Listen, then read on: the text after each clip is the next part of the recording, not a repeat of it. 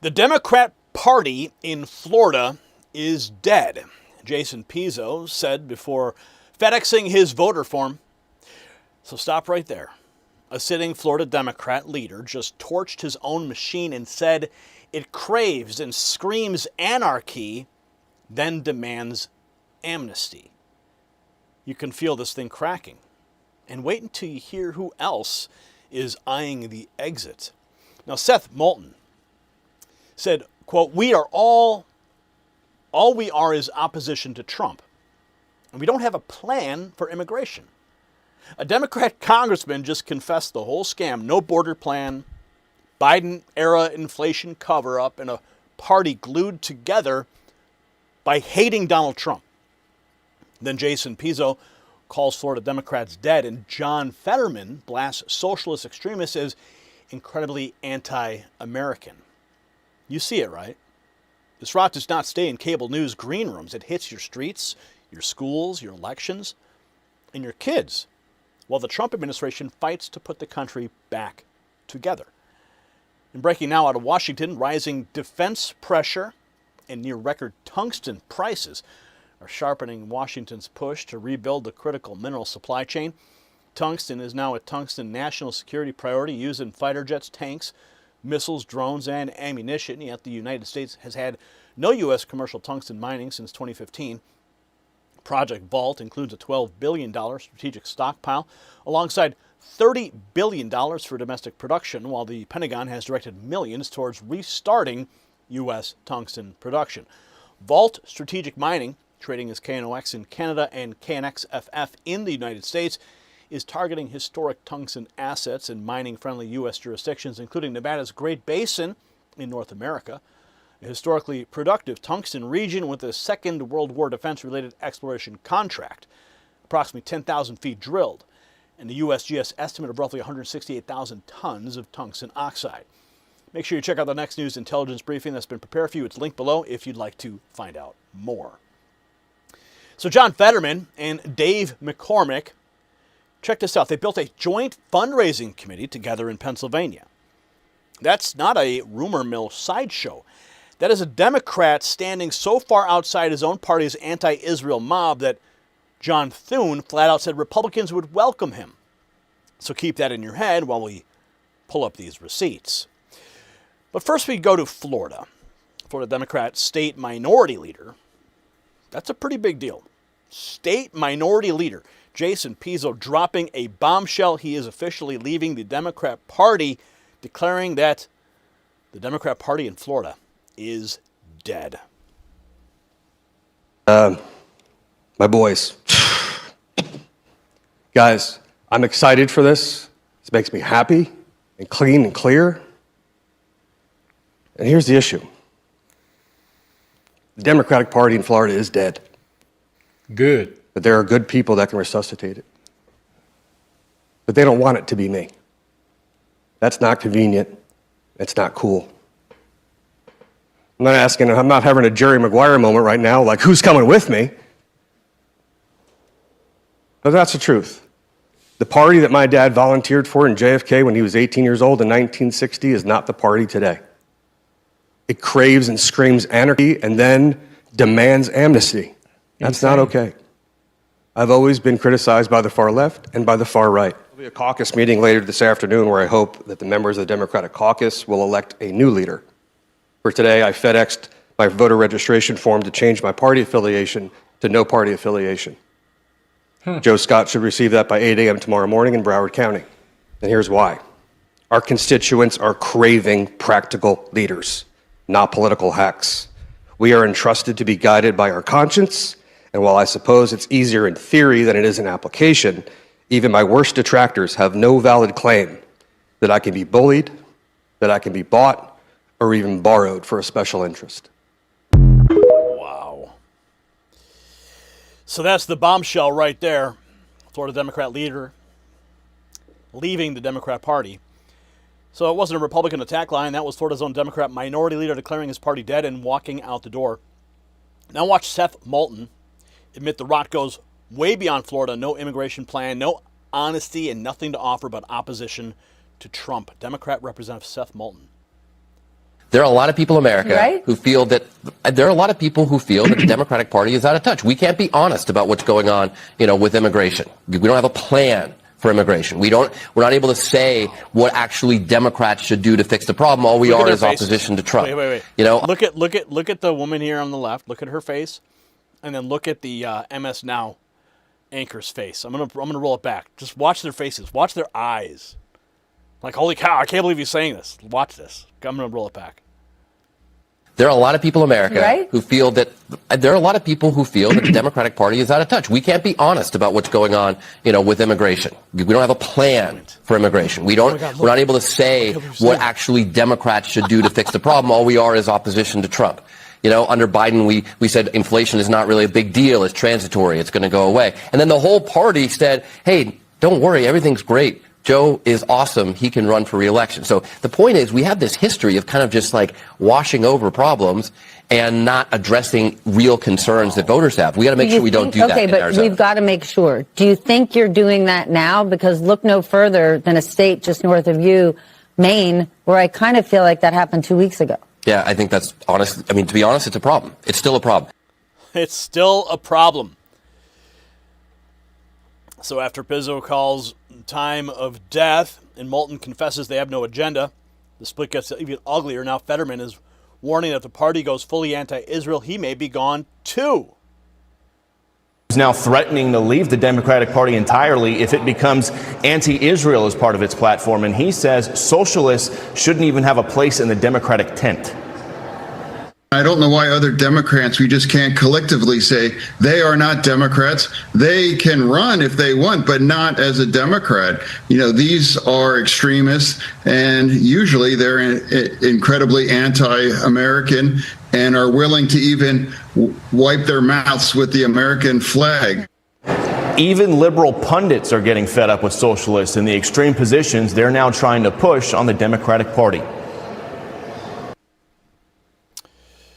That was Bill Maher. He's fed up as well. So Fetterman didn't just call out the anti-American fringe. He put the whole party on notice. Next, look at the move that has Democrats panicking. He's teaming up with the Republican Senator Dave McCormick in a joint fundraising effort.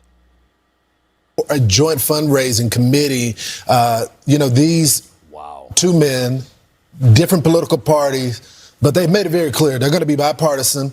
And even though they have different perspectives, they both want what's best for Pennsylvania. And, of course, John Fetterman has become the conscience of the Democratic Party. So they're... Wow. So it's not idle frustration. That's the Democrat senator building real ties across the aisle while his own party melts down. Now Senate GOP leader John Thune says the quiet part out loud, Republicans would welcome Fetterman if he jumps. Senator Fetterman has indicated that if Democrats officially become anti-Israel, he would leave the party. Have you had any conversations with him about maybe joining the GOP conference, and would you welcome him if he were to offer that? Yes, we would welcome him. I haven't talked to him recently. I have had conversations with him in the past, as have many of my colleagues, about the challenges he faces in his caucus. And, there are many of us who I think would welcome the opportunity to have him join the Republican conference. But, ultimately that's a decision that's up to him. And if Senator Barrasso pointed out in his remarks, this is a party that's moving further and further, more radically, and to the more extreme left on a lot of issues. And I think people like John Fetterman, who have views that probably reflect a more moderate, or at least historically moderate, Democrat position, are really kind of people without a home. So if he ever comes to the conclusion that he's ready to move, we would certainly welcome it. Thank you. Wow. So when even the GOP is saying the door is open, the Democrat civil war is getting serious. Next, President Trump lays out the bigger truth behind all the radical left's march towards communism. His remarks in Georgia today. While our administration is lifting up the next generation with the power of freedom and American capitalism, proven all over the world when it's done right. It's not always done right, but when it's done right, there's nothing like it. The radical left is actively trying to destroy our children's future with the disaster known as communism. It's communism. This isn't a social democrat. These are communists by another name, right? As I said in my recent address at Mount Rushmore recently, I don't know if anybody saw it, such a beautiful place. You know, the communists want to take it down. They try taking Mount Rushmore down. They want to blow it up. They want to take it down. They shouldn't be up there. These people are crazy. But communism is, in my opinion, communism is the single greatest threat to our country and its history, including even World War I and World War II, Pearl Harbor, 9/11. I think it's the greatest threat that I've ever seen to our country. These people are stone cold crazy.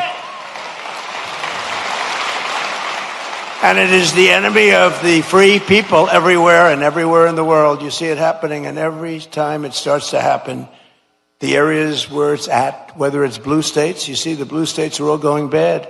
They're all going bad because communism is a loser. The concept, the policy, it's a loser, and it always has been, and it always will be.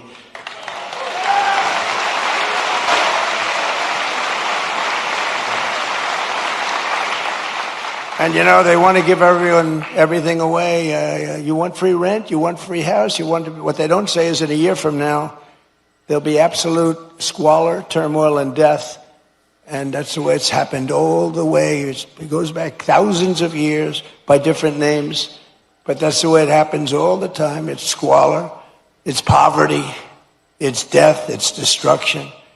And that's why we declare again today that the United States of America will never be a communist country.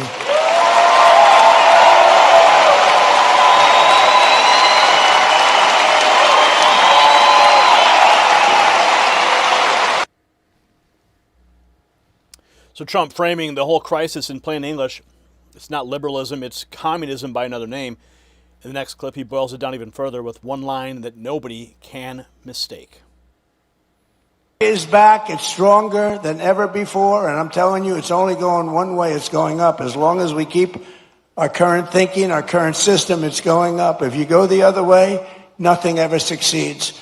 I made the statement once, with communism, everything turns to shit, okay? It's true. Terrible thing. It's true. My wife hates it when I do that. She said, you were doing so nicely, and then you had to use a foul word. So that's the verdict in one sentence. Communism wrecks everything it touches. Now, take that warning to New York, where Zoran Mandami is already backing off his big threat to arrest Benjamin Netanyahu. The Ugandan mayor just betrayed his own voters, telling New York City he's backing down on his campaign promise. Who is a war criminal. As I've said, I agree with the ICC that Benjamin Netanyahu should be arrested and tried for his crimes, as I do for anyone else charged by the ICC. My administration has reviewed every avenue available under applicable law to determine whether New York City could execute the International Criminal Court's arrest warrant if Benjamin Netanyahu came here. It is clear that we do not have the independent legal authority to enforce this warrant. The federal government, however, does. And I call on them to join the ICC and execute this warrant. And I want to be equally clear. Benjamin Netanyahu is not welcome in New York City, nor is any other war criminal at large. The message was so anti-Semitic and so anti-Israel. Donald Trump said, this is never going to happen. You don't have the authority to arrest Benjamin Netanyahu, our strongest ally. The Prime Minister's office said that the ICC is a kangaroo court. There's no jurisdiction over Americans or Israelis. Said it's a bogus arrest warrant against Prime Minister Netanyahu. It was issued by a disgraced former ICC prosecutor named Karim Khan a few days before allegations of sexual misconduct against him became public.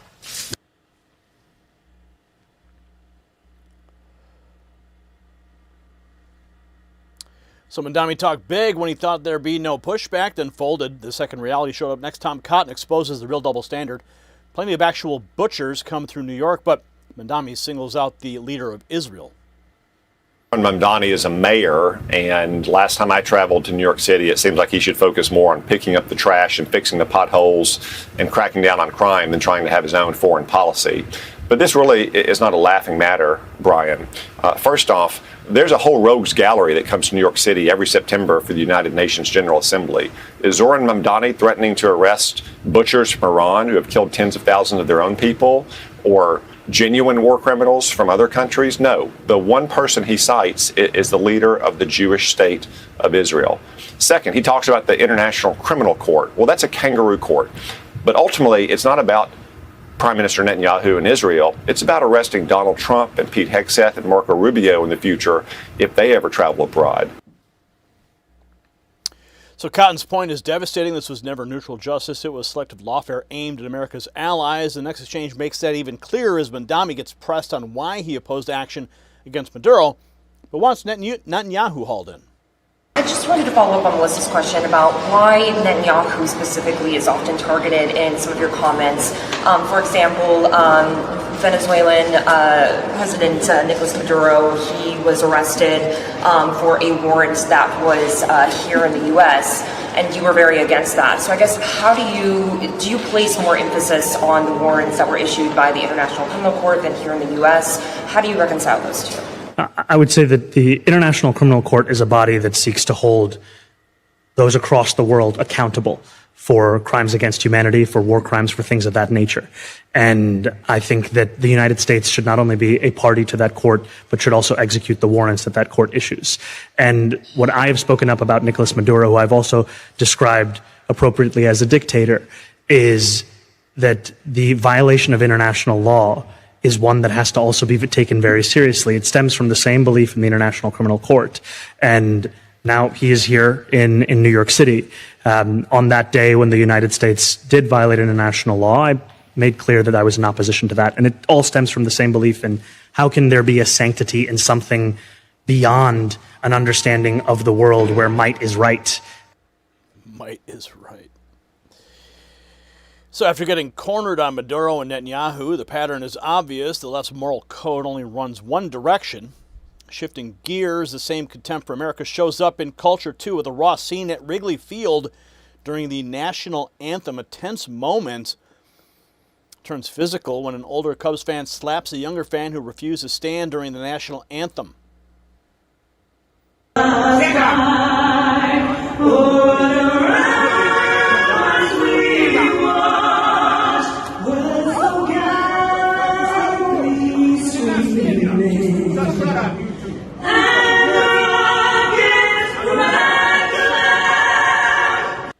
Wow. That's where we're at, folks. That's where we're at right now. It craves and screams anarchy and then demands amnesty. Came from Jason Pizzo's mouth. And that line blows the whole Democrat machine wide open because Pizzo, Moulton, and Fetterman just confessed the same thing from three different angles. Their party got hijacked by radicals, built itself around sabotaging Trump, and now even its own leaders can barely stand to wear the label. So Jason Pizzo, Seth Moulton, and John Fetterman just handed Republicans the easiest question in America. Why would any sane voter trust a party its own leaders called dead, out of touch, anti-American, obsessed with opposing Trump? That's the fight now. We press this every day, in every state, until every swing voter hears the confession straight from Democrat mouths. So share this with one person still clinging to the old party label, because the old party's gone. And drop your take below on who bolts next, because I want names. And if Democrats keep defending anarchy, amnesty, open borders, socialist garbage, and anti-Israel lunacy, we keep putting their words in their faces until the whole rotten machine caves in. Jason Pizzo's dead confession is exactly why you want our next Insider Hit tonight. So text White House to 844-840-4963. That's the number you see right there on your screen. Next News Network is credentialed inside the White House, and we send reports pulled straight from the building to your phone nightly, ahead of the crowd, and past whatever YouTube tries to suppress.